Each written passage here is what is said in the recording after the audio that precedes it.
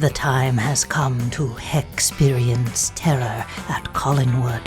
Aha, this episode is all about the Dark Shadows Gold Key comics, and I'm thrilled to be joined by Dr. Jeff Thompson and Nick Caputo. But before we get to the show, I have a few items of interest.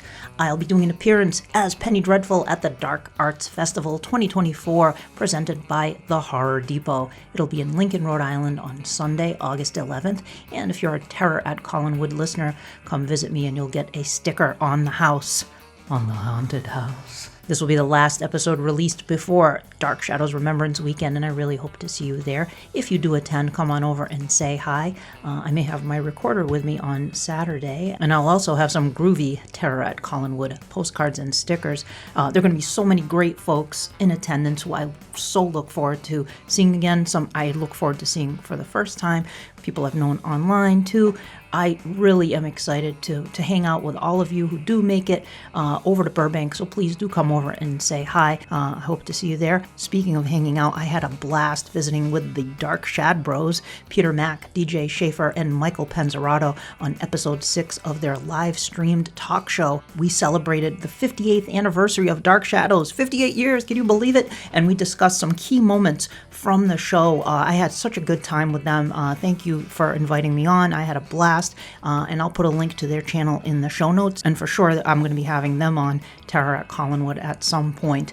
And hey, if you're listening to Terror at Collinwood, please do subscribe to the show through Apple Podcasts, Spotify, or through your favorite podcast app. If you do listen on Apple Podcasts, please do rate the show. If you like it, please rate it and or leave a short review. At the very least, if you like the show, a rating does help a lot.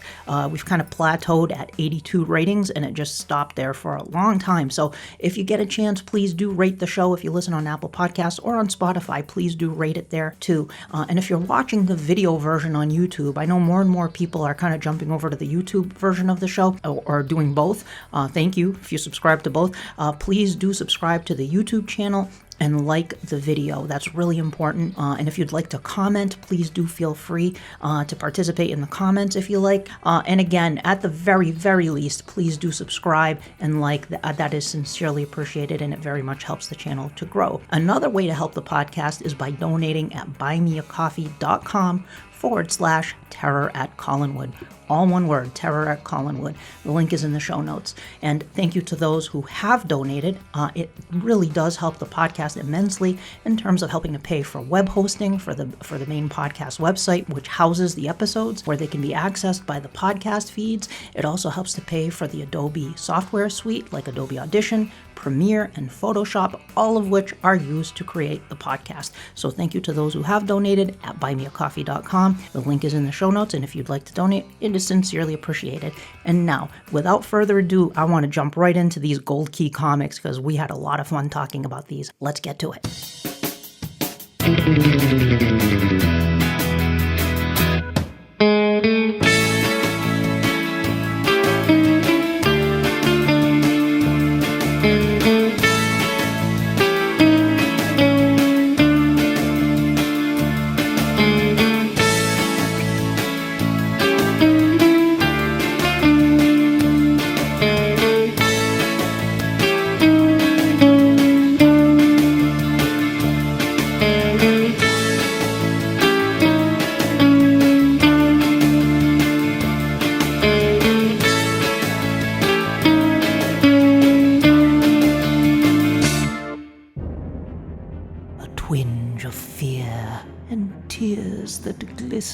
There are spoilers here for those who listen. You have entered the strange world of terror at Collinwood. I am Penny Dreadful, and the moon is in the 7th house. The time has come. Inagata Devita, it's happening. Oh no. Hi, it's me, Danielle. And this show is there are some technical difficulties. This is just becoming hammier and hammier. But of course, the song lyrics I just referenced were invoked in the very Dark Shadows medium we will be discussing today. From March 1969 to February 1976, Gold Key Comics published 35 issues of the Dark Shadows comic books, plus a story digest. The comic lasted almost 7 years and went nearly 5 years beyond the end of the television series. The comic featured many unique stories, adventures, and supernatural creatures not seen in the show. I have two great guests returning to the podcast to join me for the discussion about the Gold Key Dark Shadows comics today.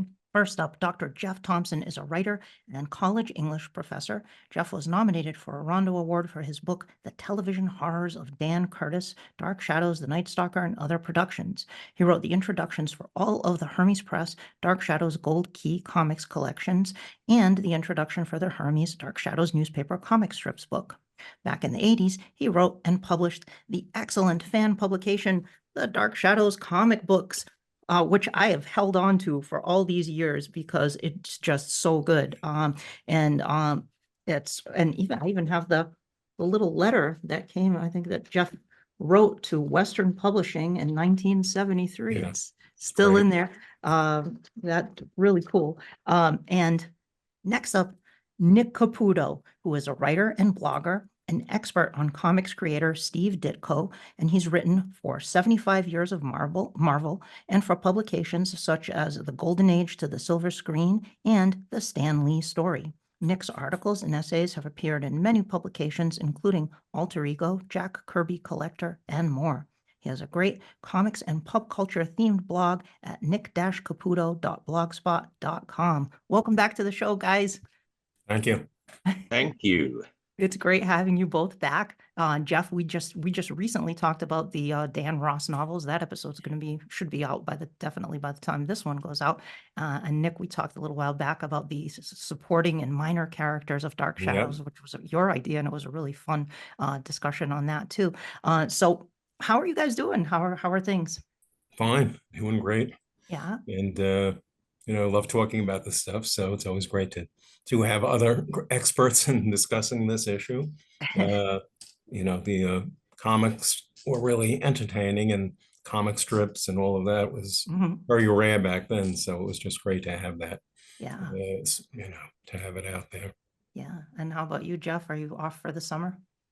Oh, I'm doing fine. I'm teaching one class at Nashville State Community College this summer. And Okay.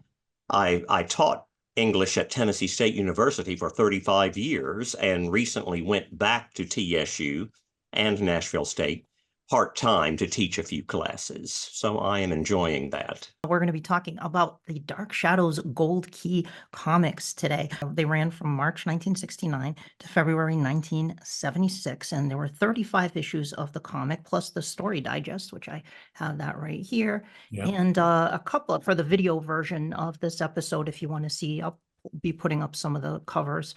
This is the first issue of the Dark Shadows comic book. Of course, has a photo cover of Jonathan Frid, and those first. There you go. Yeah, the first few issues had the photo covers. A couple of them had the poster. There's one with a painted cover by George Wilson, one of the great covers that he did. And the covers were always so striking for these. Oh, great. And I think George Wilson did all the covers, right? Well, he did most of them painted covers. Most of them, and yeah, he did. And then Joe Serta did some of the later ones toward the end. He did a few. They had great covers. Yeah. And George Wilson painted covers for many Gold Key comic titles. And there's a book coming out reprinting a lot of his covers. Oh, that's great. Yeah. Oh, he was wonderful. prolific and good. Yeah. Just a great painter. And his work was everywhere, like you said, at Gold Key. I think Wally Green was saying he did practically everything, At one point, he was doing all that painted covers. Can you imagine the work that was done? Turned out a lot of artwork. I can't imagine. I mean, this is Hermes Press, of course, has reprinted all of the Gold Key comics. These beautiful hardbound collections, which I mentioned Jeff did the intros for. And there's one of them. I mean, this is one with the golem. That's one of my favorite covers. Might be my favorite cover. I love that one. How did you both first discover the Gold Key Dark Shadows comics? As I know you were both fans of the TV show, so how did you discover the comics? I was reading comic books in the late 1960s and throughout the 1970s, mostly Marvel and DC. But imagine my surprise and joy when I found Dark Shadows #1 on the newsstand. Mm-hmm. And I believe the original printing of Dark Shadows #1 was dated November 1968. And then a subsequent printing was March 69. But that very first issue was intended to be a one-shot because it had no ads in it. But then Gold Key decided to turn it into first a quarterly comic for the next 12 issues or so, and then with number 13 it went bi-monthly. But back then I was reading Dan Ross's Dark Shadows novels, and I was collecting the games, puzzles, Viewmasters, record albums, everything. So because I was already a comic book fan, it was just natural that I was thrilled to read the new Dark Shadows comic book and to follow it from then on. As you said, it lasted longer than Dan Ross's books, which outlasted the TV show much longer. So it was around, until about late 1975 or so. Mm-hmm. The cover date is February 1976. So, but the last issue came out and was actually in 75. Probably it was on the newsstands in November or December of 75, maybe January of 76. Okay. And Nick, how about you? Yeah, well, as I told you last time, as Jeff was saying, it's you walked into a store and there it was. I collected comics. My brother collected comics, mostly Marvel and DC, some of the other companies here and there. For some reason, didn't see a lot of Gold Key in my neighborhood, even though we had a ton of candy stores, newsstands. There was one store in particular that had it, that had Gold Key comics, and we went there every once in a while. And I just remember walking in the store with my brother and my cousin, and he turned in and we see this comic, Dark Shadows, which I followed, obviously. So Yeah. it was just a shock. We had no media coverage back then. There was no internet. There was no information. So like Jeff, I was shocked. I was thrilled to see it. For me, I discovered it when it was being published when I was really little. So there was the original Dark Shadows thing still going on when I was a kid, which was great. But I didn't see it in the stores. Where I saw it was I've talked a lot about my Uncle Valdemar, but I have another Uncle Lou, so he was really more into Star Trek, but he had a lot of comics in his attic for a variety of different things. When he lived with my grandmother and I went up to the attic, he had stacks of comics up there, and there was issue 9 of the Dark Shadows Gold Key comic, Creatures in Torment. And at that time I was already into Dark Shadows, and I was like, a Dark Shadows comic book, wow. And I was so excited, and I read it so many times. That one issue, I read it and reread it with Desdemona and Hans Silber and the monster hunter who's determined to dispatch the monsters of Collinsport. And it was really just a cool thing. And that cover was so compelling. I remember trying to draw that cover too. I kept trying to draw it. So that was the first Gold Key comic I found, and then in subsequent years I was able to track down the various issues. But it's a really interesting story with the Gold Key comics because, and Jeff, I'd love to hear more about this since you wrote the introductions to all of these books. And in fact, I was sourcing a lot of the information from those introductions. So thank you. Because of the Comics Code, Marvel and DC couldn't do stories at that time with vampires and werewolves and things like that. But Gold Key was able to get around that. And they had licenses for so many things, so many TV shows like The Munsters and, Boris Karloff. It was Thriller, but then it became Boris Karloff's Tales of Mystery. Twilight Zone, sure. Oh, yeah, absolutely. Star Trek. Yeah. I mean, you name it, they were able to acquire so many licenses. So Jeff, can you talk a little bit about the background of the Gold Key comics here? Do you have any insights into that? As you said, Gold Key or Whitman, Dell, Western, the companies split into different names at one point. Gold Key specialized in doing movie and TV tie-in comics, often with photo covers that they got from Paramount or Universal or whatever. Donald J. Arneson, who wrote 18 of the 35 Dark Shadows comic books, and the Story Digest magazine, wrote 3 issues of The Governor and JJ, for example.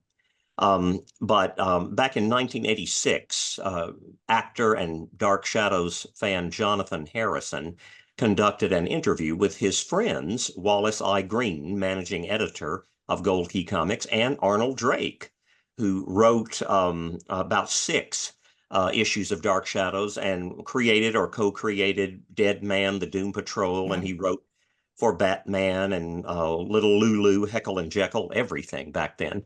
But the way they all knew each other was from an organization called the Veterans Bedside Network. That existed in the 70s and 80s. I'm not sure if it still exists, but actors would volunteer their time. They would go to veterans hospitals and bring with them old scripts of The Odd Couple, Barney Miller, Mary Tyler Moore, and would read them and often act them out for the entertainment of the patients at the veterans hospitals. And Jonathan Harrison, who acted in some of the Collinsport Players skits at the Dark Shadows festivals, was active with the Veterans Bedside Network, and so were Wally Green and Arnold Drake. So that's how they knew each other. And so in 1986, Jonathan Harrison conducted a video interview, and that's where I got a lot of information and quotations that I used from Green and Drake. But Wally Green said with all of the other licensed properties that Gold Key did, we were very careful to run everything by the licensor and get approval. But he said we never did that with Dan Curtis Productions. At the beginning of the comic book, Dan Curtis Productions sent a bunch of photos, which were seen on the first covers and inside covers of numbers 1 and 3. But then after Gold Key used those up, they didn't get any more from Dan Curtis Productions, and little to no feedback or guidance or stipulations or whatever from them. And so Green and the writers were satisfied with that because that gave them more of a free rein to write what they wanted and not be bound by what the TV show was doing. So but then, finally the photographs ran out. And so that's when George Wilson began painting those beautiful covers. And then, as you said, for some of the last issues up in the 30s, Joe Certa drew the covers in more traditional comic book styling. But those George Wilson covers, you're right, are sensational. And he got a fantastic likeness of Jonathan Frid as Barnabas Collins in many of those covers, especially the Weekend Witch Hunters. Yes. That was later in the run of the series. But yes, does that answer your question? Yes. Oh, yeah. And of course, there were a couple of things I want to touch on there. Joe Certa, who he illustrated all of the Dark Shadows comics, correct? Yes. He was known for drawing Robot Man and the Martian Manhunter and newspaper comic strips. Magazine Enterprise. He worked on Right. Rango Bullet Kid Man. and John Jones, Manhunter from Mars, which I recognized him from. Right. And a lot of other Gold Key work. Yeah. A lot of mystery stuff. Yeah. I liked his work. Yeah. He was definitely a lot of Silver Age, creators that were involved in this comic. And make a point about what Jeff said a moment ago about Dan Curtis not monitoring anything. I think he didn't. Once he sold it properly, I guess he didn't care about it. Whatever was done, the books, the comic strip. I think what he could have done, which I was just when I was making notes thinking about, he could have had the fans monitor the book, had somebody look it up and speak for him, but they didn't do that. But they could have got that work for free, they would have had a fan look at it and say, I think you should do this, or no, this is wrong. That would have helped. Even if you suggested a lot of stuff, Jeff, which they didn't always listen to everything, but they, even during the run of the show, I mean, nowadays they would do this, someone to monitor the continuity, a continuity expert to kind of keep things on track. And I don't think that was, there was the famous story of them. The writers couldn't remember something during the run of the show, and they side task the fans. And it would have, they should have hired that fan They would have done it for free. Keep an eye on everything here. I think according also about the comics code and everything, I was talking to writing to Roy Thomas not long ago and asking him, I had a suggestion. I said, what if Martin Goodman, the publisher of Marvel Comics, instead of doing the Spectacular Spider-Man, which was a 35-cent magazine that was not run by the Comics Code, they didn't have any. I said, what if they would have talked Goodman into doing a Dark Shadows magazine? Would you have written it? You know, and he said, well, if I could, and if I had the time, definitely. I said, you could have written it, Gene Colan drawn it, Tom Palmer inked it. You would have had the Tomb of Dracula folks. It would have been great, and it would have circumvented the Comics Code. But nobody ever thought of asking. And Goodman did licensed stuff earlier on, you know. So if they would have told him how popular Dark Shadows was, got him to do that, I think that would have been successful. Yeah, and shortly, that's the only way.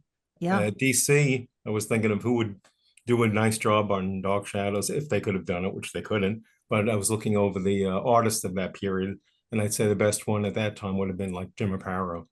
Oh, yes. That would have been great. He was doing Phantom Stranger then. Yeah. Well, Roy Thomas and Gene Colan did work on a two-part Daredevil story in 1970, in which Karen Page, Daredevil's girlfriend, went to Los Angeles, not New York, and got an acting job on a supernatural soap opera called Strange Secrets. Right. So we got a tiny little taste of what Gene Colan might have done with those two issues of Daredevil. Yeah. True. And didn't Roy Thomas also write the Darn Shadows? Spoof, yes, spoof number one, right? Yeah, and Marie Severin illustrated it. Yeah, yeah. So the creator of Morbius, the living vampire, I believe. Yeah.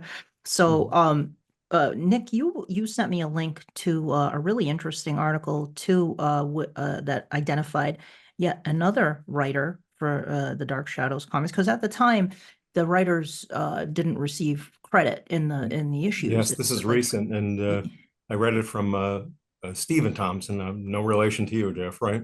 Right. He wrote an article about the Mary Spaeth, who said she wrote some Dark Shadows titles. She don't remember which issues, but she was a fan, and we don't know what ones she wrote yet because she has the information if she ever tracks it down. But she'd be a good guest too because she has done so much stuff outside of comics. You know, she was acting early on, then she went into communications, government. She did so much stuff, so there would be a great story to tell. Most of the YouTube videos I've seen of her is talking about her communications work. But, you know, that would be nice to have her and see what she recalls about it. She did that work said she did some Dark Shadows titles, and she did Boris Karloff, some of the mystery stuff. So, you know, be an interesting guest.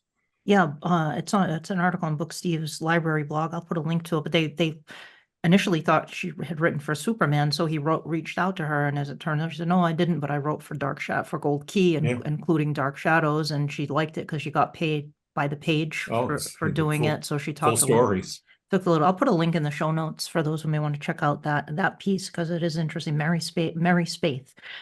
So it's funny how these things turn up. Now the writer for the newspaper strip, which at some point I'm going to do an episode on the Dark Shadows newspaper strip, which is not as well known now. You know, the Gold Key comics and the Ross novels are kind of ubiquitous. You know, you can find them pretty easily. The newspaper strip was more of an obscure thing, but it's really. I love that when it first came out too. It was in the pages of the Daily News, and all of a sudden I opened the newspaper and it's Dark Shadows. You read it in the newspaper when it was first. Every that's day, really cool. yes. Oh yeah, great. Daily News and the Sunday News. Kenneth So no, it's really it's great to see that. Again, an unexpected surprise. Yeah, but we don't know who the writer is, right? Of that. I don't. It's possible that Elliot Kaplan, brother of Al Cap, was the writer. Oh, interesting. He was the de facto editor, overseer of the strip, and we think that perhaps Elliot Kaplan was the writer. Ken Bald was not sure. He lived a long time and died only recently and was going to conventions. I own some original art from the Dark Shadows comic strip, one daily strip and one Sunday strip.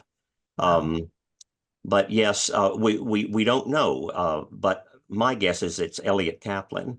just as we didn't know back then, who was writing the Dark Shadows comic books or even drawing them unless we were fans enough to recognize Joe Certa's style.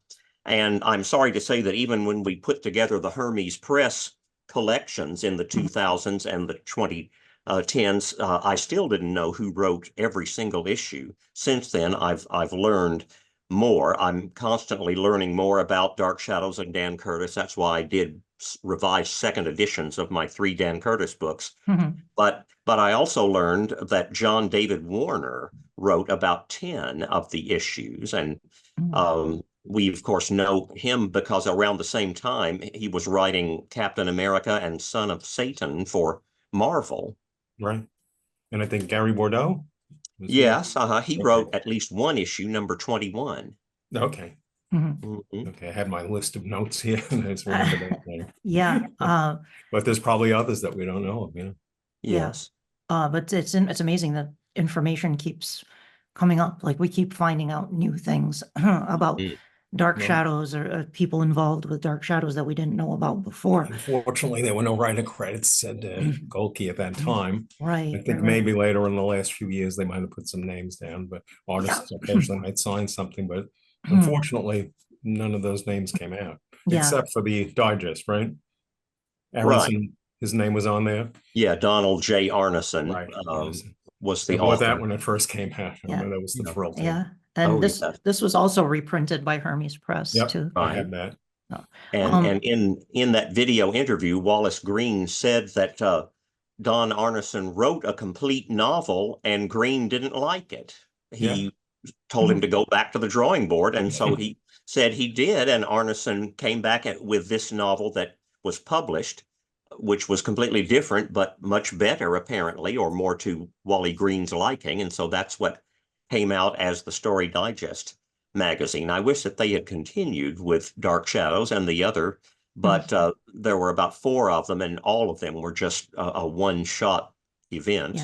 But that novel is quite good. It has a twist similar to A Tale of Two Cities, and Joe Certa's illustrations throughout, very nice. Big, some small at the beginnings of chapters, are very good. Actually, probably better than the comic book because he had more time to work on these drawings. So yeah, I like that Story Digest magazine.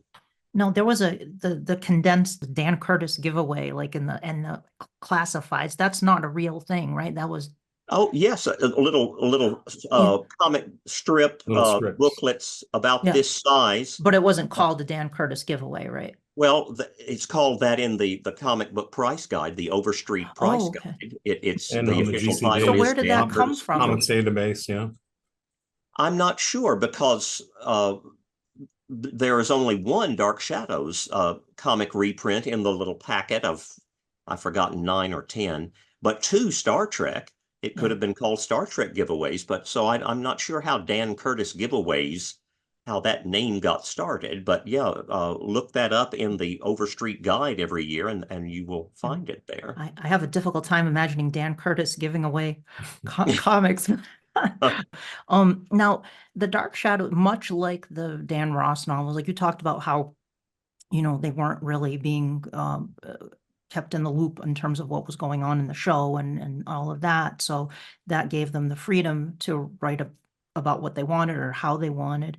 And much like Dan Ross, these Gold Key comics exist in their own very distinct kind of universe or universes, and perhaps in some cases, because there is the infamous issue, which we can talk about in a little bit, but they exist in their own universe. And these stories are just bonkers, like really fun, some really excellent ones, but really wild ideas. Like if you like the novel Barnabas Quentin and the Body Snatchers, then this is kind of in that. Not really. They don't go into it. That's even more beyond. Like I think you said this in the last episode, Jeff. That goes even beyond what they did in the comics with space aliens. It's still in the horror genre, but but they do a lot of wild things, like go back to the Viking age of Vikings, and you meet a really ancient ancestor of the Collins family. And yes, that's one of the best stories. it is actually quite good. Yeah. The Doom of Helgi Kolmason. John David Warner wrote that one. Oh, okay. Yeah. So let's talk about some favorite stories. Well, I think perhaps the best one is Dark Shadows #8, The Vampire Trap by Don Arneson, because I think it's closer to the flavor of the TV serial. Back then, as I was reading them as a teenager and writing about them in the world of Dark Shadows, Kathy Resh's fanzine and other fanzine in my 20s, I was, a stickler fanboy. I wanted everything to match. And so #8 does capture the tone and spirit of the TV show. There's a student of the occult who comes to town but becomes a vampire himself while he's trying to hunt down Barnabas and Quentin, whom he knows are supernatural creatures. And then another one that I think is one of the very best ones is Arnold Drake's story in Dark Shadows #24, On Borrowed Blood. That's the one where Barnabas is a blood transfusion from Barnabas to a man who's has suffered an auto accident or something, turns the man into a vampire. He's a millionaire, Andrei Markovian, and so he's power hungry and decides to take over a Caribbean nation, fictitious, called Romanique, and forces Barnabas to go down there with him and be his prime minister. But that one was really very well done. It could be a movie or an animated Dark Shadows. It's very suspenseful and exciting and unusual in that the two vampires do not stay in their coffins during the day, but Markovian gets a big palace and has all the windows painted black. And if they stay inside those darkened rooms, they can walk around during the day. So I liked that one. And then, of course, The Doom of Helgi Kolmason in #31. And right there at the very end of the run of Dark Shadows, finally, we had some Marvel-like continuity, because in the next issue, 32, The Secret of the Lighthouse, Roger Collins has PTSD-type nightmares about what happened in the previous issue. And then the next issue is a solo Quentin story, and one of Hermes Press publisher Dan Herman's favorite issues. But then #34 is a whole continuation of that Doom of Helgi Kolmason story, and also ties in with Marvel in that Clea, Doctor Strange's associate, appears in a panel or two. Yep. And the orb of Agamotto and the eye of Agamotto are mentioned, and Clea calls for someone off panel, Stephen. So it was, and I believe that one was John David Warner. That was so. That was his sly tie-in, Marvel little reference to Doctor Strange. Because I think that came out in 1975, the year that Superman versus Spider-Man was out, and that suddenly crossovers were big in fandom, and so that was his little Easter egg hint there. When I had the blogger Danny Horn on the podcast, he's big into comics too, and I asked him which superhero character he thinks would work well in Dark Shadows, and we were both going back and forth, and then it hit me as soon as I hit stop, like Doctor Strange. Of course, it would have to be Doctor Strange. That would work. Yeah. Nick, how about you? What are some of your favorite issues? Yeah, well, I love the beginning issues, the first issues I started reading when they first came out. And the digest, like you said, was really interesting, nicely done. And I think the later issues that John Warner was doing, I think he would have liked to see where he would have went with that. How many issues did he do? He did the last few issues, Jeff? He wrote a total of 10, I believe. Okay. He also wrote The Secret of the Lighthouse, and he wrote The Cult of the Dasney with the two-headed hound. Oh yes. And he wrote The Immortal, the body switching story about the old man who wants to change into Barnabas's body. Right. Oh, that one was good too. Yeah. And he wrote Stolen Centuries in number 29, and a few others. The last one, The Missing Manuscript, which is serio-comic. And then it was he who wrote number 28, The Visitor, which notoriously names Elizabeth and Roger as a married couple instead of brother and sister. I wanted to talk about that one because that prompted a letter from you, Jeff, to Western Publishing to address this issue. Yes, all of the other little inconsistencies among the different writers' works. In some issues, Quentin did not know Barnabas was a vampire. He usually did. In most, Stokes did not know, but in one, Stokes did know and closed the coffin on him in the last panel. And so there were many inconsistencies like that. And okay, I guess we can forgive that. But to get such a vital central fact as the relationships wrong in that story was just, stuck out like a sore thumb. I don't know how no one caught that, because she had always been Elizabeth Collins Stoddard with no explanation, and Carolyn never appeared in the comic books. But Roger had always been Roger Collins, but in this issue, his name is Roger Stoddard, and the whole issue hinges on his jealousy when a new man comes to Collinwood and shows attention to his so-called wife, Elizabeth. So you can imagine my fanboy head exploding back then when I read that one. Quite an error.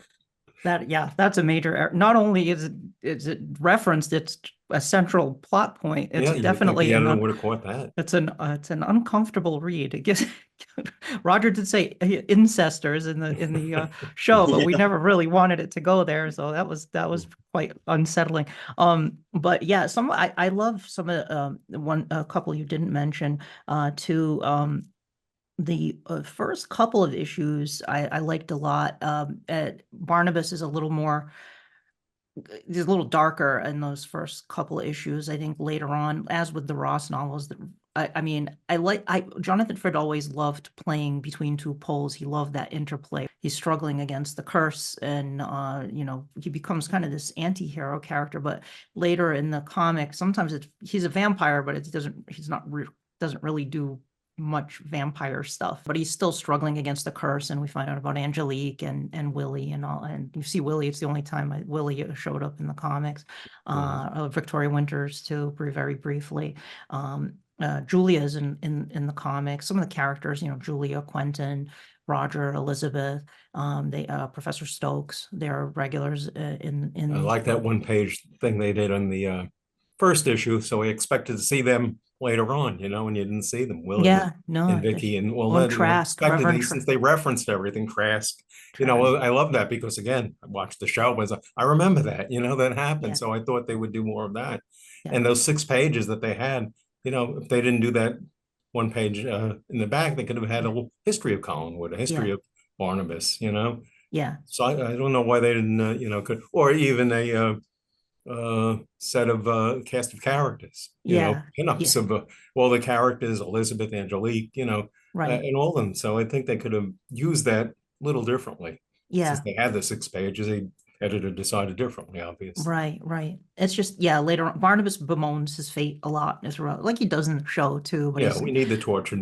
We need the torture part, but he does not really, he's not much of except for sleeping in his coffins. He turns into a bat a lot in the later issues. Well, that was it too, because they didn't. Sometimes he was a vampire, sometimes he was not. They did do that in the series, and I don't know if they were following the TV show that he was not a vampire for a while, and then they decided, he went back to it, but they didn't explain it at all. Yes. Right? Yeah, he was not a vampire in issues 3, 4, 5, 6, and 7. Yeah. Around the time that he wasn't on the TV show, but then. In number 8, he was back bemoaning his vampiric state, but with no, exposition or explanation to us as to, what changed or what happened. He's just a throwaway line about Angelique's curse evaporating or dissipate. I don't remember how he phrased it. Right, dissolving. Dissolving, yes, yeah. So it's like, oh, another one I really liked was issue 6, Awake to Evil, which has a mummy in it, and which is one of yes. the monsters they never did in Dark Shadows. But that one it's really good. That one I think could have worked in the show too, because the mummy. There was a switch with Andrew Collins, one of the ancestors, who and the mummy ends up in Collinsport, and there's this Egyptian cultist who's trying to awaken the mummy, and he's in Egypt, but the mummy wakes up in Collinsport and is stalking the town. You have this great image of Well, they didn't Barnabas, have any like, budget to worry about. yeah, Then, right. There's it was the true. imagination of the artist. You could do Right. anything, and that was great. It was cool seeing Barnabas like hitting the mummy with his cane, like backhanding him with the cane. It was just like a really cool image, and just I liked that one a lot. And also Creatures in Torment, I mentioned that one has sentimental value just because it was the first one I read when I was a kid. And then I really liked the 13th Star with the Golem, another creature they never did in the show. Yes. And that one was really good too. I thought that was just a really cool story with that one, and time travel into the future even with that one. So Yeah, well, and we see the futuristic Collinsport, Maine in one yeah, panel, all of the ultra modern buildings, but with Collinwood still on the hill above the new construction. yes, yeah, and we meet Halperin Collins, a descendant of the Collins It's family. interesting also that the comic outlived the TV show for quite a while. It just kept going, and it obviously must have sold decently. It went from quarterly to bi-monthly, right?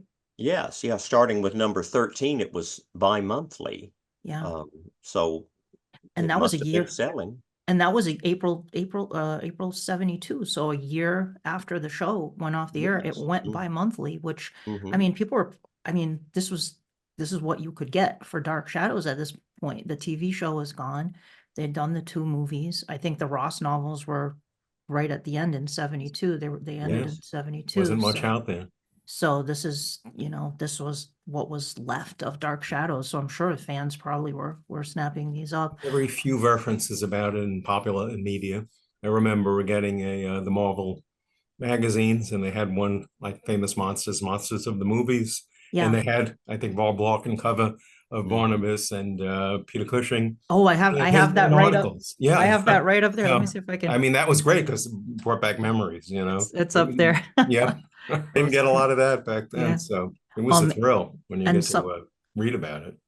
I love that comics creators like Richard Howell, for example, would reference Dark Shadows in the comics, or occasionally they would throw in a nod. It's just a Oh, reference. definitely. Like you And have as I one. mentioned, You have Stan one. Lee a Stan couple of Lee. times in their Fantastic Four mentioned Barnabas, Yeah. in reference, they were going to an old house, and Yeah. give little topical references to those And characters, which is great to see and that. and Jeff did this and his put some of those in his Oh, yeah, Dark Shadows comic they were in books there. too. Like there's one in Yeah. Red Tornado says, "Meanwhile in Collinsport, Maine," and like so it's just like these little references and nods that they would throw in there. Is there anything they did that they didn't do that you would have liked to have seen in the comics? Did you have any thoughts on things they could have done? I did like the continuity as it's that toward the end that Jeff mentioned. I liked that they started doing that, and I wish they'd had a chance to go a couple more years to really go and have much more continuity and link everything together. I Yeah. think that would have been I cool. would have liked some of the characters from the TV show to pop up. Yes. And Nicholas Blair would have been a great villain Oh, to yes. use. Stuff. I think Stokes could have been used more often. I think that was missing. Just 1 or 2 more characters. Some of the ideas from this show they could have taken a little bit more of. That would have been nice. Yeah. Yeah, I wish Carolyn could have been in the comic books. She never was and was never even mentioned, and yet in the newspaper comic strip, she, Elizabeth, and Barnabas are the only characters. Right. So, and then of course, David could have been in the comic book too. I'm Yeah. surprised they didn't have David in the comic book, No considering kids. that a lot of kids were reading these. I'm surprised they wouldn't have put David in there as kind of an audience identification character. Angelique was in quite a few. She was a redhead in a lot of them. Yeah, she was in 11 issues. Okay. Yeah. And Willie would have been good to have Oh yes, Barnabas I speaking don't. to and dealing with, you know. Yeah, I don't know why Willie was dropped after the first issue, because the first issue got him right. He was Barnabas's manservant and confidant. So I think they, they got some information and maybe press kits and press releases from Dan Curtis Productions at the very beginning, and that's how they probably knew about Trask and Victoria. Right. As you were saying, Nick, when that they put on the splash page of #1. But I guess when they stopped getting any information about the show, they just stopped trying to mesh their comic with the TV show. Exactly. And nobody really followed the show. Most of the writers weren't fans or, interested in that. Arnold Drake said he didn't really follow it. So I think Right. most of them did. Maybe John David Warner may have Yeah. known of it. Did Don Glut ever write any of the strips? No, Don, I had Don on the podcast actually, Surprised and he didn't. he was working on, because I guess there was like I don't know if it was like a Dr. Spector? West The Coast. Occult Files of Dr. Yeah, Spector. the Occult Files, Dr. Spector, and there was the East Coast office and the West Coast office, I believe he said. You want to listen Yeah, to his interview there. I think so. And he talked about how he wanted to put Barnabas or reference Barnabas in the Occult Files of Dr. Spector, and they wouldn't let him for some reason, even though they had the license. I don't know why they wouldn't let, he explained that I guess they didn't want to get in any trouble because they had the rights to do Dark Shadows in the Dark Shadows comic, but they were afraid to put it because he was going to have a scene where all these famous vampires were going to rise from the graveyard, like Lord Ruthven, and it was Dracula was raising them from the grave or something. It was Lord Ruthven and Carmilla, and he was going to have Barnabas as one of the vampires, and he wasn't allowed to do it. Yeah, that would have been good to have them guest star in Dark Shadows. Yeah, I would have loved to They have probably seen. would have been able to do it. But Golke, as Jeff probably knows, was not into crossovers and other Yeah. characters guesting there. It was Yeah. just Glut who kind of pushed some of the things there. I But wish Don Glut had been allowed to write. I wish they had brought him on to write the Gold Key Dark Shadows comics, because Don Glut was a huge huge Dark Shadows fan, and he followed the show closely, and he would have definitely incorporated references and nods to all kinds of things. I think it would have been closer in tone to the show, although they're fun. They're really, the Gold Key comics are fun. I think Don would have dialed it in more to feel like the TV show. And I hope he does get a chance someday to write a Dark Shadows comic. I would love to see that. And we would have had more probably characters from the show appearing. Oh, I think so. Yeah. Because I don't think there was any directive to you, Jeff, of how many characters you could have used or anything from the editors. No, it ended up that they used, just after issue #1, they used only those 7: Barnabas, Elizabeth, Quentin, Julia, Stokes, Roger, and Angelique. Yeah. I'm glad. What? I'm glad Professor Stokes and Julia were in the comic. They were regulars in the comic, and I thought that was really cool because each of them appeared in 18 issues. Because they don't they do show up in the Ross novels, but only in a couple of the books. So it was fun seeing them in these stories. And I'd like to, at some point, I need to figure out which Dark Shadows characters were used in every single iteration of Dark Shadows, because there aren't too many. If you count Night of Dark Shadows, it's only Angelique, I think, is the only character. If we remove Night of Dark Shadows, then was it like Angelique, Barnabas? I think Elizabeth is in every iteration, I think. If we factor in the newspaper comic strip, as you said, it was Barnabas and Elizabeth. And Angelique shows up in the newspaper strip too. Yes. Why should fans give the Gold Key comics a chance?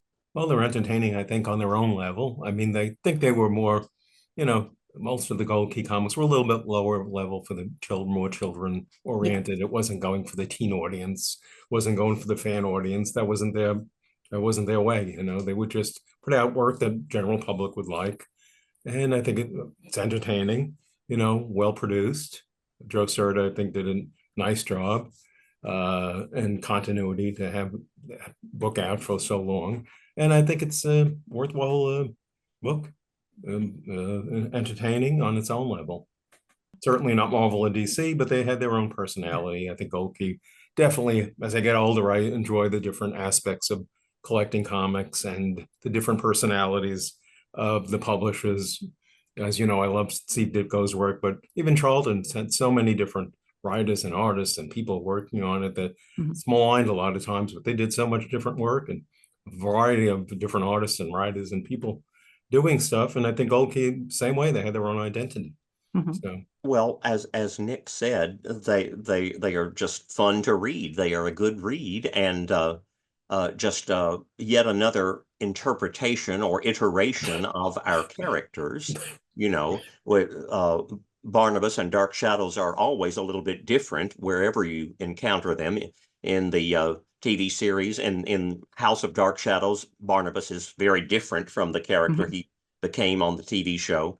Barnabas is in 16 and Tiger Beat as a teen idol, and in the Ross novels as a dashing romantic hero usually, and then in the Gold Key comics as in some issues almost a superhero, but usually the romantic Byronic suffering type. And Wallace I. Green said that we thought of him as a sympathetic character with a lot of problems. He had to be a hero despite the evil part of him, which he was constantly fighting. So the comics just are enjoyable in their own right, and a wide variety even in the comic books, because in some issues Barnabas almost is a superhero in some of the ways he's posed, and in, I think, King of the Wolves, he gives karate chops. Yes. But in another story that I really like, number 17, Don Arneson wrote The Bride of Barnabas Collins. And that one might as well be a Dan Ross novel. That comes close to evoking the mood of the Dan Ross Gothic romance novels. And of course, the Golem story, and as I said, I think numbers 8 and number 1 really come close to capturing the tone of the TV show. And another one that I like is number 18, Guest in the House, which is a crime drama. It's sort of a cross between Dark Shadows and The Edge of Night. Warring mob bosses come to Collinwood. Yeah. So they didn't have that on Dark Shadows on the show. The comic book was always surprising us. The shifts in tone could be jarring, or could be seen as a minus, or it could be seen as a plus, because we got to see, the invasion of the body snatchers pastiche in one issue, and we Golem and time travel in about 1/3 of the issues. Barnabas goes back in time or forward once to 2071, which isn't too far away now. Back then it was a century in the future, but now I think we're a little closer to 2071 than we are to 1971. So each issue was a surprise. Some of the surprises were more fulfilling and rewarding to us fans and sticklers as others, but it's just very interesting to watch the trajectory of the 35 issues and how they went, and as we have said, finally began to get a little continuity up in the 30s, just before the last one, number 35, and then I waited and waited, and went to my pharmacy once a week where I got my comics, and kept waiting and waiting for number 36, which never existed and never came out. And then I realized that, well, it's over. Because I think back then I was a little bit into the fan magazine, so I got the Comic Reader, which was like a TV guide of comic books, and it listed everything. I think they mentioned it in one of their issues back then, because I started getting the Comic Reader like 1974, and they had some Gold Key news, and that's probably how I found out about it. Oh, it said Although it was I wasn't canceled? getting the issues most of the time. On and off, I'd be picking them up. Did it announce that the comic was going to be canceled? I'm pretty sure they announced it in the news. They had a news section, and they would tell you what Marvel and DC was doing, but also Charlton and Warren and Gold Key. Yeah. They didn't get a lot of information from them all the time, but I'm sure they Mhm. mentioned at one point that the title was canceled. They tell you what new titles were coming out at that time, and they had a little bit of information. Jeff, I was going to ask you before I forget, how did you feel the first time you sent a letter to the editor and he replied to you? What did it feel like? Yes, I was thrilled about that. I wrote 6 letters of comment to Dark Shadows, Wallace Green. Wallace Green. He answered the first one. He didn't answer the next ones, but did seem to use some of my ideas that I suggested, such as bring back the first logo, the masthead, that you used in the earlier issues, and they did, and please bring back the panel borders. For a while there were no borders on the panels, and that bothered me, and I suggested, how about a Quentin solo story? Yeah. And that essentially is what King of the Wolves is, because Barnabas is in only, I think, 17 panels or something, and Quentin is the driving force of that story. So yeah, I obviously they read the fan letters and maybe incorporated some ideas, but yeah, it was very gratifying to get that one letter back from Wallace Green, and in it he said we've gone through several writers and some of them ran dry. He never gave me any names, but he sent a CC carbon copy of the letter to Denise Van Leer, who apparently was another editor and or writer at Gold Key. But as you know, the Dark Shadows comic book was winding down. The Dark Shadows fanzines were rising in the mid-70s. Kathy Resch's The World of Dark Shadows and Dale Clark's Inside the Old House and Marcy Robbins' Shadowgram. And then, correct, that's where you first started. Yes, yeah. Work, right? I started writing about the Dark Shadows comic books in 1979 in The World of Dark Shadows. And then some lucky fans got to see Dark Shadows again in syndicated reruns in the mid-70s, 75, 76, 77. In the summer of 1977, I went on a trip to Denver and happened to see an episode. It was a 1967 episode, the one where Maggie disappears from her hospital room. Barnabas was not in the episode, and I was disappointed I didn't get to see him, but at least I was seeing Dark Shadows 6 years after I had last seen it. And then, of course, in the early 80s, that was a Dark Shadows renaissance when the show began airing on the New Jersey network, a group of PBS stations in the New York, New Jersey area. Also had it on NBC for a while. Right. Before that. Right. Well, yeah. And I remember watching it. It used to be on, I think, in the afternoon. I had to audio tape it because I was working. I had to set it up. My mother set it up to audio tape it before we had VCRs. And then it went to, I think, 4:30 in the morning. Yes. And I remember staying up late to watch the episode where Jason McGuire is discovered. And, that was great. It was just really 4:30 in the morning watching that. And when Willie got shot up, I remember that. Oh, Yes, that was a dramatic episode. I had to say, I knew it was coming. I had to stay up to watch it. Yeah. I was thinking about the show, the comic book. I was just thinking, I know they didn't do this, but just came to mind, would have been nice if the comics, and I think Gold Key didn't have any, would have had a letters page. Oh, I agree. I agree. Right. And I'm sure you would have been in there, Jeff. Yes.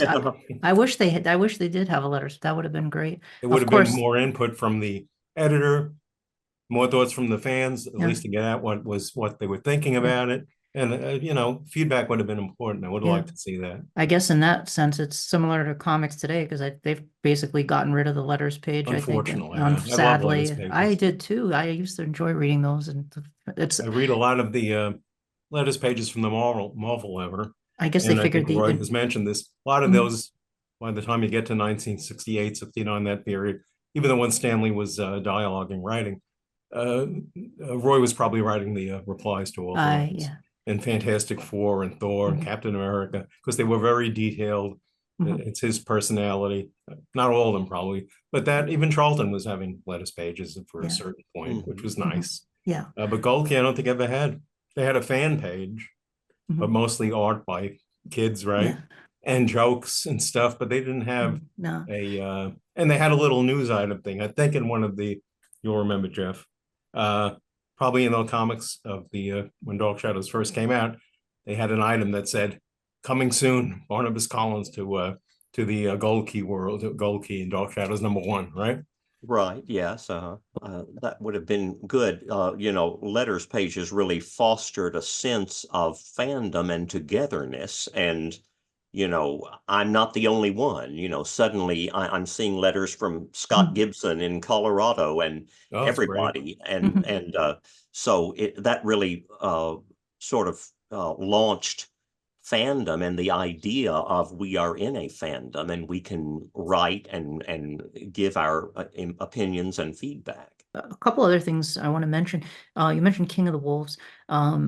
This comic series is an opportunity to see Quentin in werewolf mode a lot, because in the show he was a werewolf, but not for a long time. It was, he's very well known for having been a werewolf in the show, but relatively speaking, he wasn't a werewolf for too long in the show. But he's a werewolf in these issues. Although I do take umbrage with the fact that the werewolf talks sometimes. Yes. Sometimes the werewolf talks. I'm like, why? And also the way Joe sort of drew the werewolf was unusual. It definitely did not resemble the werewolf in the TV show. He had his own take on it. But I mean, sometimes the werewolf is very feral and is a werewolf, but sometimes he speaks, which I found disconcerting. And then I found it odd that Dynamite, when they did, I think it was the Barnabas and Vampirella crossover, they brought back the talking Quentin werewolf. Is this supposed to be a nod to Gold Key? I wonder. I thought that was kind of funny. And speaking of funny, like you mentioned, some serial comic issues, like the Weekend Witch Hunters is one of those that has that set feel to it. Right. And the missing manuscript, the very last episode. Did Jeff, I'm forgetting right now, did Barnabas face any other vampires in the comic? Well, in Dark Shadows #8, Tybalt was his name. He was a student of the occult who had come to town to try to vanquish Barnabas and Quentin, and he became a vampire. Oh, that's right, yes. Yeah. And Pamela Corden, in another rare instance of continuity, she was in 2 issues, and in the second issue, the very last panel shows her with fangs. That was cool. Yeah. And they never followed up on that. That was interesting. And then the other instance of continuity, Constance Collins, a cousin, was in 2 issues with her fiance and then husband, Gary Parker. So those were 2 examples of continuity before that big burst at the end. But other vampires were rare, although in issue #1, there was one issue where Angelique took the form of Barnabas or a vampire and bit someone, I think. It was an early issue. Yeah, I think it was like Yeah, and there's a really ghoulish looking image of Barnabas rising from the coffin, and his face is kind of bluish, and it turns out it's Angelique took on the form of Barnabas to cause some problems. A couple of recurring villains would have been nice. And Trask, I think, would have been perfect as an Patofi, I think. Yeah. As a matter of fact, I saw a issue of one of the books that Ditko drew in, I think, The Shroud for Marvel in the 80s, and he had this villain that looked just like Reverend Trask. He would have been cool. perfect. I said, there's the face, there's the look. He would have been a great villain to use. If you have an image of that, please send that my way. I'd love to see. I'll do that. I'll throw that in here. The other thing I mentioned at the top of the show, the song lyrics too, that made me laugh out loud. And I was just talking to Steve Shutt, because he was been on the podcast a few times, and he sent me an email that he was laughing because he remembered the song lyrics, the Inagata Devita showing up as spell, the words for a spell, and the Age of Aquarius too was also used in because these comics are really fun. You can get them all in beautiful hardcover reprinted editions from Hermes Press. They're all available. In fact, they just recently reprinted the first volume, which was out of print for a while. They are all available. I think there are 7 issues reprinted in each volume. It's nice that they're available. Yeah. And there are 5 volumes. And then there's a best of book that purports to present the 12 greatest issues, the 12 greatest stories. And a nice cover. We have mentioned almost all of them. I think we've mentioned every single one. Well, Dark Shadows #4, The Man Who Could Not Die. That was a good one. Barnabas goes back to 1665 London. That one's excellent. Yes. Devlin Collins, A Wandering Immortal. Yes. And that, of course, was an historical event, the plague back then. But usually Dark Shadows stayed away from the comic book I'm talking about, stayed away from actual history. It really existed in its own little world, like the TV show did. Jonathan Frid liked to call the TV show a dark brigadoon. Yes. However, in one issue, talk about jarring, Professor Stokes was explaining a psychopathic killer or something and mentioned the name Charles Manson. Really? Yes. So suddenly real life intruded upon the Dark Shadows comic book, and it stuck out like a sore thumb because that was very out of place for this comic book to refer to anything happening in the real world outside of this Collinsport, Maine. Just like the TV show. Yes, very rare. Yeah, that was shocking that he would reference Charles Manson and about the influence. Wasn't it in the issue where Elizabeth and Roger are married? I think it might have been in that one. Maybe so. Because he had was Cold Claw, was it Damien Cold Claw or something like that? And he had Damon Cold Claw. And Damon Cold Claw, and he had an influence over people, and I think that might have been the one where he referenced Charles Manson. So there were all kinds of odd things in that issue. But yeah, excellent. And I mean, I wish they would make posters of some of the cover of the original George Wilson artwork. And you can see in the back of the sometimes they will, in the hardcover volumes, they'll reprint some of the paintings, of the full paintings. It would be great to get posters of some of those covers because they're gorgeous. You get them framed. Oh, we forgot to mention, speaking of posters, I think the first and third issue had posters inside, which was a big thrill, Yeah. Right?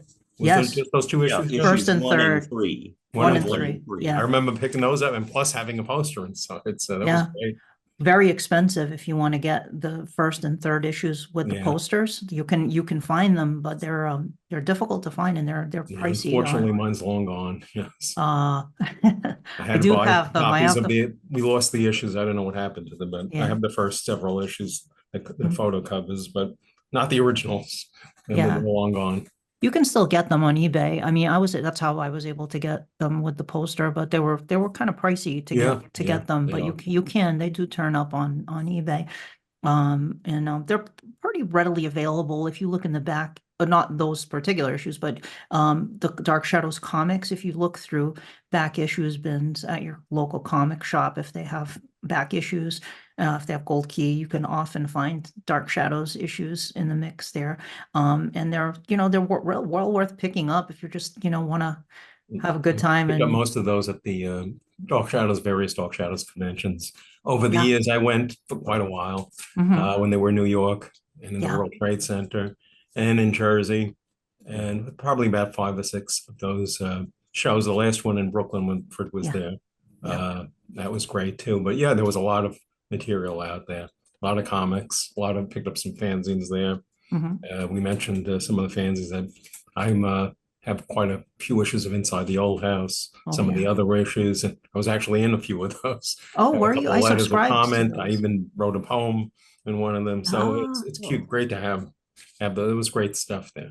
Yeah, I used to subscribe. I wrote for those issues as well, for some Inside the Old House and for The World of Dark Shadows. I started subscribing to both of them in the mid-'80s. I think it was 86 was when I first discovered the fandom, and that was because of it was the Dark Shadows Files magazines that Ed Gross did at the time, and also My Scrapbook Memories of Dark Shadows came out in '86, and that was how I found my way into the fandom, because prior to that, in the syndicated episodes of Dark Shadows that I would watch, they would announce in the end credits a Dark Shadows fan club, and I think it was Indiana.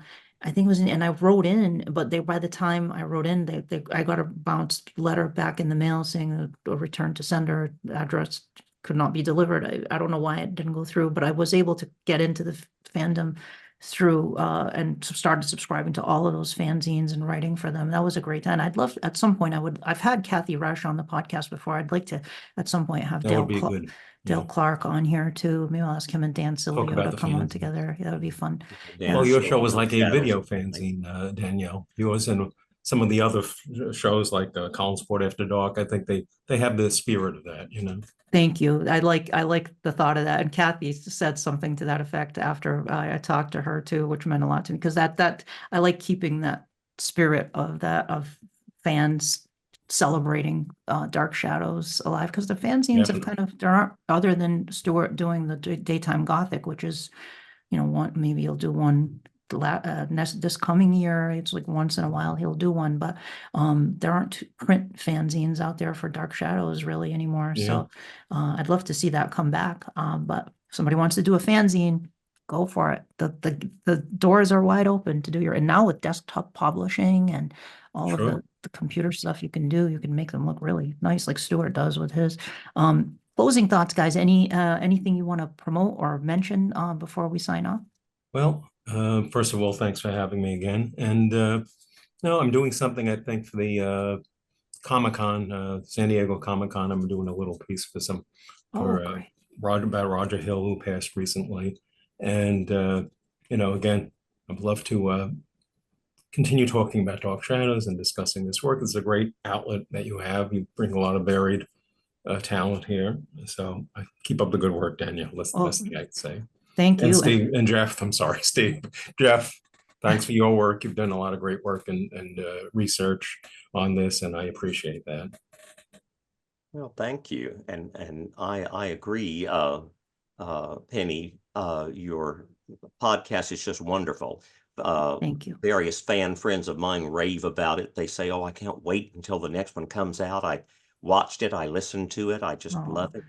And it really is wonderful. But you have such a wonderful on-camera presence and such a beautiful speaking voice. Your time in radio and television really makes your podcast polished and elegant. So I'm glad to have been on it 2 times now. 3. This is your 3rd. Oh, that's right. Yes, 3 times. Yes. Thank you I'm very too. much. That means a lot to me. I really appreciate that, guys. Thank you. And Nick, I want to thank you too for sharing those pictures that you got from the paperback library. I was glad to. Co-worker of yours who shared those with you, and that Alan Gallant did a deep dive into Did the a great photos. job on that. And I showed them too in the Ross novels episode, which is probably aired at this point by the time this goes up, but they're really cool. So thank you for I was sharing. glad to share it. And Alan is a great guy. And he mentioned me like 5 times that I sent him that. He's very generous. How did you get those again? Can you tell quickly? I got those through, I worked at Warner Publishing Services back in the old days, and they distributed DC Comics and magazines and books. They had a paperback library department still. I don't know if that was still in books. It was Warner Books at that point, but they had a little office where they used to send out back issues of paperbacks and books. And it was a little small department, and a couple people worked there. One woman was a fan of Dark Shadow. She knew I liked it, and she found some photos there that they used for the covers, and they obviously didn't use all the shots. And she gave me some of that, and she said, "Want these?" I said they weren't going to. We're going to throw them out, probably. So they were saved, and I kept them, had them in my possession for all these years. I said, "Let me get them out and show them." Thank you for sharing that with fans, because those were pictures that have not been seen before. They were alternate photographs that were not used for the covers. Some of them were a little blurry in the corners or whatever, and different shots that paperback library didn't. Alan is great at finding everything and finding out where it was used and when. Yes. Incredible. Yeah. He did an incredible job on deep diving into that and figuring out where each photo, when and where each photo was taken for those He did covers. the same thing with the bubble with the gum cards too, which I was shocked. Yeah. You know. Yeah. And that was another big thing when they came out in the stores, you know. Oh, yeah. Another huge thing. Yeah. One last thing I forgot to mention too, the Gold Key comics were reprinted, at least in Germany. Joe Escobar emailed me some images, which I'll show in the video version, of German reprints of the Gold Key Dark Shadows comics. And the cover, I think it references Dracula, but the inside of the comic is the Dark Shadows comics in German. So I think they were reprinting a few. Have to look on the Grand Comics database, which I do a lot of work for. But when you go there, if you look at the issues, they'll tell you usually where the reprints were from. And a lot of foreign reprints. Some of them were exact reprints, had the same covers. Some were different. But there's they might not have them all listed, but they have a few. In a lot of different countries, translated I'll send into you a different. link to some of Yeah. that. Oh, great. Yeah. Some came out in South America. I have a couple of those. Oh, great. Yeah. Oh, wonderful. Really cool. All right, guys. Well, thank you again. It's just been an absolute pleasure talking to both of you again. And I look forward to talking to you again in the future. And by the time this goes up, it might be right before or right after the Dark Shadows Remembrance Weekend. So if it's before, I hope to see you there. If it's after, I'm sure we had a great time together out there. So thank you very much. Take care. Thank you. Thank you. And for as long as they lived, the dark shadows never truly vanished, for there will always be terror at Collinwood. Terror at Collinwood is a Penny Dreadful production.